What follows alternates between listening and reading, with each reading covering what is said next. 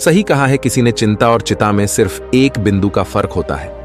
इस दुनिया में कुछ लोग बेवजह चिंता करते हैं, बिना किसी कारण ही अपने आप को और मन को परेशान करते रहते हैं। चिंता हमें बीमार करती है। आज की इस कहानी में हम सीखेंगे कि क्यों हमें बेवजह चिंता नहीं करनी चाहिए। एक गांव में एक किसान था जिसे एक बहुत ही बुरी आदत लग चुकी थी, और वह आदत थी बेवजह चिंता करने की। वो हर समय किसी न किसी चीज की चिंता करता ही रहता। वो हर समय सोचता रहता है कि कहीं मेरे साथ कुछ गलत ना हो जाए, जबकि उसकी जिंदगी में अभी तक सब कुछ ठीक ही चल रहा था। उसके पास एक बड़ा सा खेत था जिसमें अच्छी खासी फसल हो जाती थी। खेती करने के लिए 2 बैलगाड़ियां थीं, एक अच्छा घर था, एक पत्नी और 2 प्यारे बच्चे थे। लेकिन फिर भी वो किसी ना किसी अनहोनी के बारे में सोचकर बेवजह चिंता करता रहता। कभी सोचता कि अगर मेरी फसल में कीड़े लग गई तो क्या होगा, अगर आवारा पशुओं ने फसल को बर्बाद कर दिया तो क्या होगा, अगर सूखा पड़ गया या अत्यधिक बारिश हो गई तो मेरी फसल खराब हो जाएगी।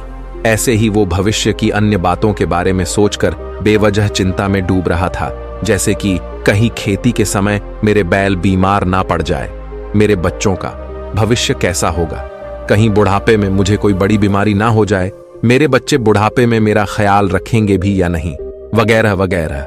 अपनी इस लगातार बेमतलब चिंता करने की आदत की वजह से वो आसान और परेशानी नहीं लगता था, और अब उसका किसी भी काम में मन भी नहीं लगता था। उसकी पत्नी ने भी इस बात को अनुभव किया कि उसे बिना मतलब चिंता करने की आदत पड़ चुकी है। उसने उसे कई बार समझाने की कोशिश भी की, तुम बेवजह चिंता करना छोड़ दो, लेकिन उसके समझाने का कोई मतलब नहीं रहा। उसे पता चला कि नगर में एक महात्मा आए हैं जिनके पास सारी समस्याओं का हल है।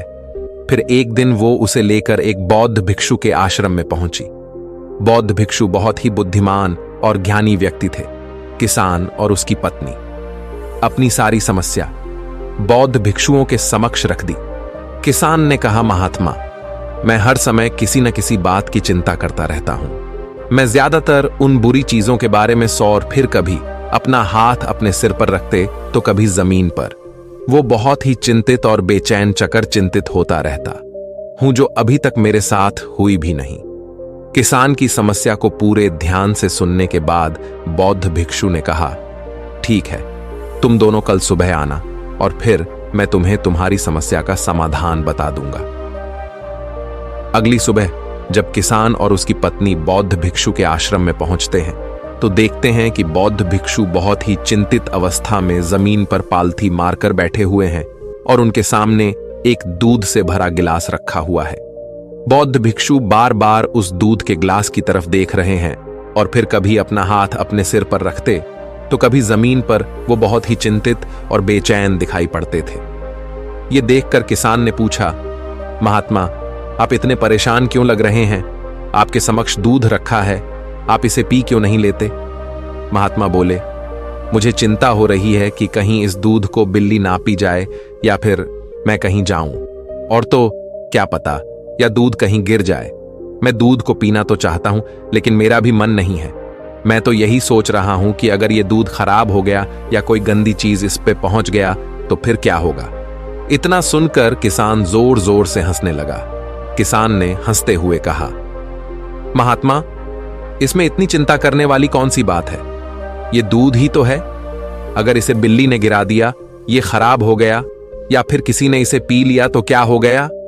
ये आपको दोबारा मिल जाएगा, और वैसे भी आपका चिंता करना व्यर्थ है, क्योंकि ना तो अभी इसे बिल्ली ने गिराया है, ना ही खराब हुआ है, और ना ही अभी इसे किसी ने पिया है, और हो सकता है कि भविष्य में ऐसा हो भी न। किसान के मुंह से ये बातें सुनकर बौद्ध भिक्षु मुस्कुराए और बोले, मैं भी तो तुम्हें ही यही समझाने का प्रयास कर रहा हूं कि भविष्य की उन घटनाओं की चिंता करना व्यर्थ है जो अभी हमारे साथ हुई ही नहीं, और बहुत बड़ी संभावना है कि वो कभी होगी भी नहीं, और अगर हो भी गई तो जिस चीज को तुम्हें एक बार हासिल कर सकते हो उसे तुम दोबारा भी हासिल कर सकते हो, और अगर नहीं कर पाए तो कोई बात नहीं, क्योंकि समस्याओं के आने के साथ ही उन समस्याओं का सामना करने की हिम्मत भी अपने आप ही आ जाती है। ये बातें सुनने के बाद किसान को लगा जैसे किसी ने उसके गाल पर एक थप्पड़ मारकर उसे नींद से जगा दिया हो। उसे महसूस हुआ कि वो भी तो यही गलती कर रहा है। वो भी तो भविष्य की उन घटनाओं के बारे में सोचकर चिंतित हो रहा है जो अभी तक घटी ही नहीं और शायद कभी घटेगी नहीं।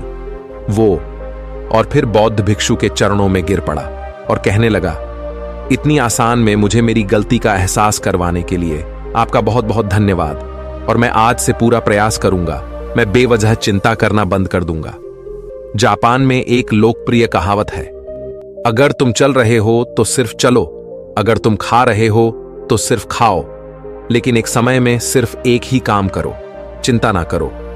इस लोकप्रिय कहावत के अर्थ ने मुझे हैरान कर दिया था, और सच कहूं तो मुझे ऐसा लगता है कि कहावत के अर्थ में ही वो राज छुपा है जिससे अगर किसी ने अच्छे से समझ लिया और अपने जीवन में उतार लिया तो वो चिंता के बंधन से ही हमेशा हमेशा के लिए मुक्त हो जाएगा। इस कहावत के अर्थ के बारे में हम आगे बात करेंगे, लेकिन उससे पहले देखते हैं कि हमारे दिमाग में इस तरह के विचार से ज्यादा चल रहे होते हैं। पहला, क्या मैंने ये काम सही से किया? दूसरा, क्या मैं इसे और बेहतर कर सकता था? तीसरा, इसका परिणाम क्या होगा? और चौथा, लोग मेरे और मेरे काम के बारे में क्या सोच रहे होंगे? ये ऐसे कुछ विचार है जो हमारे दिमाग की सिस्टम में ज्यादातर समय चलते रहते हैं, लेकिन हमें पता नहीं चलता क्योंकि हमने इन विचारों के साथ जीना सीख लिया है। और हमारा दिमाग काम भी ऐसे ही करता है कि अगर हमने इसे किसी काम को कई बार करवा लिया तो फिर ये उसे अपनी आदत बना लेता है और फिर हमारे चाहे बिना भी उस काम को करने का प्रयास करता है। शुरुआत में तो हम किसी भी काम को अपनी इच्छा से पूरे होशो हवास में करते हैं, लेकिन बाद में वो हमारी आदत बन जाता है और फिर हम बस बेहोशी की हालत में बिना सोचे समझे उस काम को करते चले जाते हैं। जब एक बच्चा छोटा होता है तब उसे पता नहीं होता कि चिंता क्या है, लेकिन जैसे ही वो बड़ा होता है माँ बाप कहना शुरू कर देते हैं, बेटे आपको होमवर्क करना है, आपको उसकी चिंता नहीं हो रही, आपके एग्जाम आने वाले हैं, आपको उसकी चिंता करनी चाहिए। और ऐसे ही ना जाने कितनी सारी चीजों के लिए बच्चों के आसपास के लोग उसे चिंता करने के लिए कहते हैं और वो छोटा बच्चा इस बात को मान लेता है। ये अच्छा, किसी भी काम को करने के लिए हमें उसकी चिंता करनी पड़ती है और फिर वो भी किसी काम की घटना के बारे में बार बार सोचने लगता है। शुरुआत में तो वो ये काम जानबूझकर करता है, लेकिन धीरे धीरे उसका मन इसे अपनी आदत बना लेता है और फिर ना चाहते हुए भी उसका मन एक ही विचार के बारे में बार बार सोचता रहता है और फिर वो अपनी पूरी जिंदगी चिंता के इस जाल में फंस कर रह जाता है। लेकिन अब प्रश्न यह उठता है कि इसका समाधान क्या है? तो इसका समाधान है ऊपर बताई गई जिन कहावत का अर्थ यानी जागरूकता। हमें अपने विचारों के प्रति जागरूक होना पड़ेगा।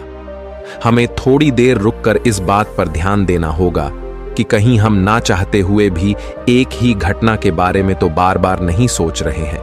हमें पूरी जागरूकता के साथ ये देखने का प्रयास करना होगा कि पूरे दिन हमारे अंदर इस तरह के विचार उठते रहते हैं। अब आप पूछ सकते हैं, केवल जागरूकता क्या करेगी? मैं कहता हूं, या काफी है? ये मन को शांत करने के लिए पर्याप्त है, मन को अपने स्वभाव का एहसास कराने के लिए पर्याप्त है। और जीवन में जागरूकता लाने का सबसे आसान तरीका है ध्यान करना।